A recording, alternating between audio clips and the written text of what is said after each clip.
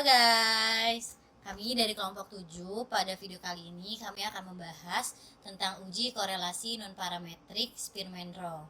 Kami menggunakan PPT dari salah satu anggota kami yaitu Rewinda. Sebelum itu, perkenalkan aku Fatia. Aku Rewinda. Aku Dira.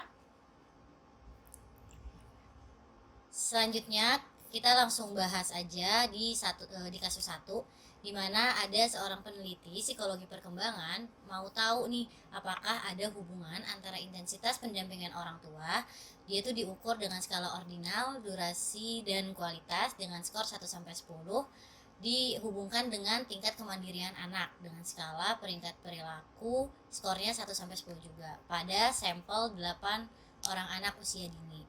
Nah, kita mau menguji hubungan antara keduanya itu menggunakan Spearman-Rho. Nah, untuk data skornya bisa dilihat pada tabelnya. Di situ ada 8 anak dan skor intensitas pendampingan sebagai X dan kemandirian anak itu sebagai Y. Lalu selanjutnya ini ada cara manual. Yang pertama itu hipotesis. Di H0 ini tidak ada hubungan antara X dan Y, dan H1 ini ada hubungan antara X dan Y. Lalu di sini ada rumus koefisien korelasi Spearman dengan rumus 1 min 6 dikali jumlah selisih kuadrat per n dikali n kuadrat min 1 dengan hasil 0,9285. Nah, hasil ini mendekati angka 1 yang hubungannya itu positif sangat kuat.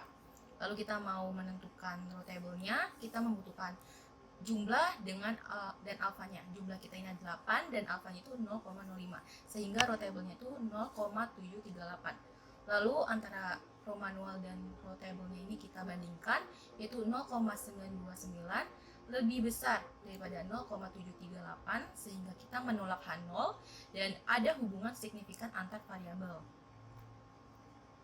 Lalu di sini ada cara menggunakan SPSS. Yang pertama itu kita masukkan variabel pada variabel view, lalu kita input data pada data view, lalu kita klik analyze, habis itu kita klik correlate, habis itu behavior rate. Setelah itu masukkan kedua variabel pada variables, lalu kita centang Spearman, lalu klik OK.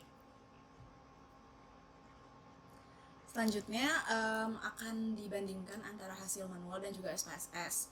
Jadi bisa kita lihat pada tabel, baik hasil manual maupun SPSS memiliki nilai yang sama pada koefisien korelasi Spearman, yaitu sebesar 0,929.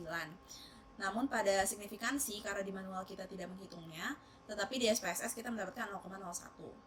Dari hasil manual diperoleh 0,929 dan dibandingkan dengan Rho table, yaitu 0,738.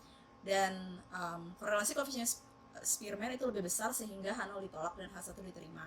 Nilai dari koefisien korelasi Spearman yaitu 0,929 juga menunjukkan adanya hubungan positif yang sangat kuat.